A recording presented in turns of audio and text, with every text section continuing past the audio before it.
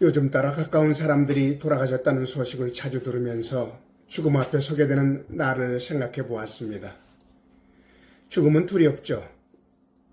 죽음의 두려움에는 여러 가지 이유가 있겠지만 죽음 이후에 어떻게 되는가 하는 알 수 없는 일들에 대한 공포감 때문일 것입니다. 인간은 그래서 조금이라도 죽음을 늦추기 위하여 모든 방법을 추구하죠. 하지만 아무리 발버둥 쳐도 죽음을 영원히 피할 수는 없어요. 성경도 죽음에 대해서 가혹하게 말하죠. 전도서 8장 8절은 생기를 주장하여 생기로 머무르게 할 사람도 없고 죽는 날을 주장할 자도 없다 증언합니다.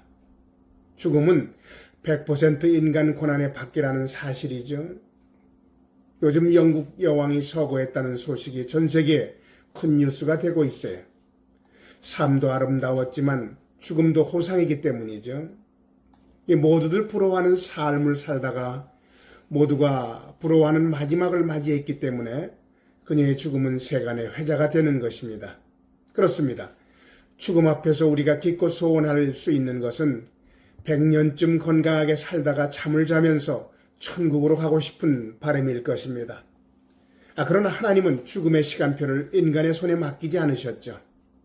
죽음은 언제든지 나에게 찾아올 수 있다는 거예요. 그러므로 성경이 죽음과 죽음 이후에 대해서 어떻게 말씀하는가를 우리는 알아야 합니다. 창세기 3장에서 첫사람 아담과 하와의 범죄로 죽음이 심판으로 주어졌다는 사실을 증언하죠. 이 사실을 로마서 5장 12절은 이렇게 말합니다.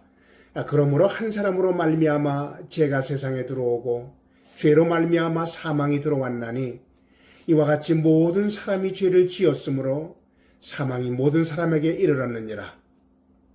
아담과 하와의 범죄와 심판이 모든 인류에게 전가되었다는 사실을 증언하는 것이죠. 그래서 히브리서 9장 27절은 이렇게 말하죠.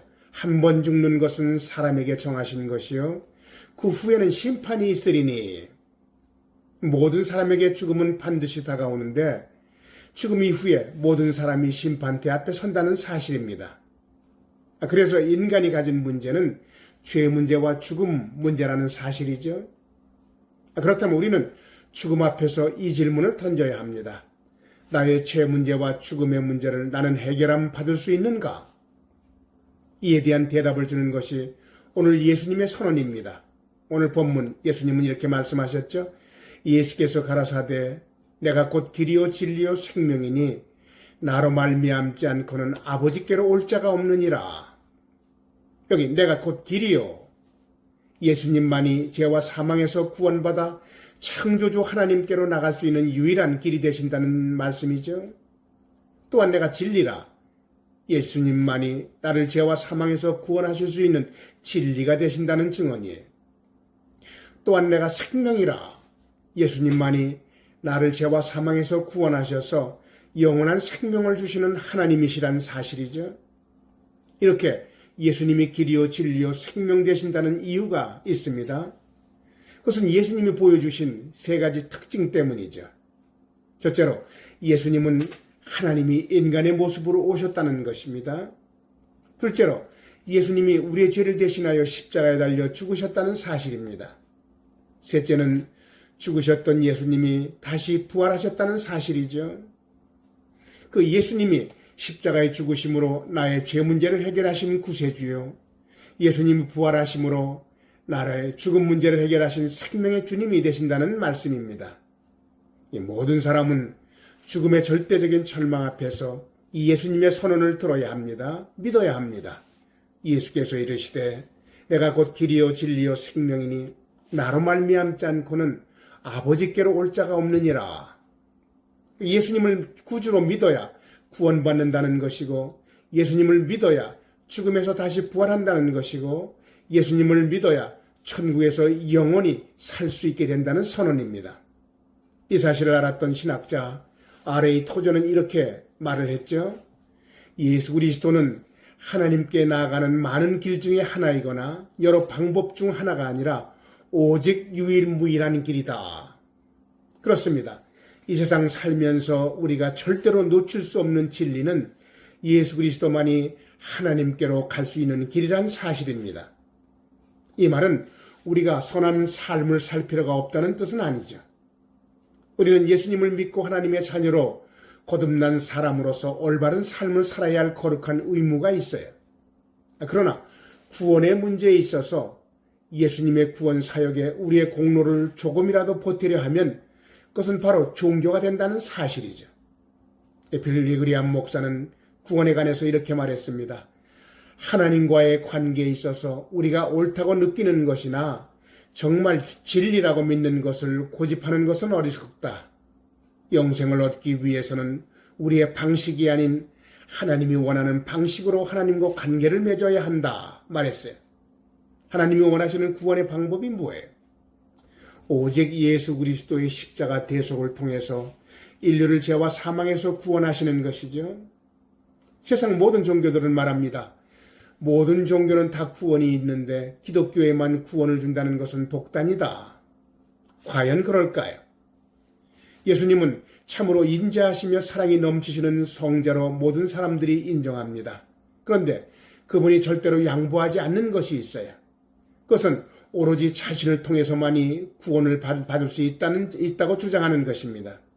가난한 사람, 천한 사람, 빈부격차를 논하지 않고 모든 사람을 사랑하시는 예수께서 구원에 관한 한 일체의 다른 것을 용납하지 않으시면서 오직 자신을 통해서만이 구원받을 수 있다고 말한다는 사실입니다. 보세요.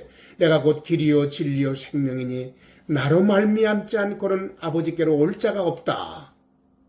십자가에 죽으시고 부활하신 예수 그리스도가 우리를 죄와 사망에서 구원하신다는 복음, 굿뉴스죠.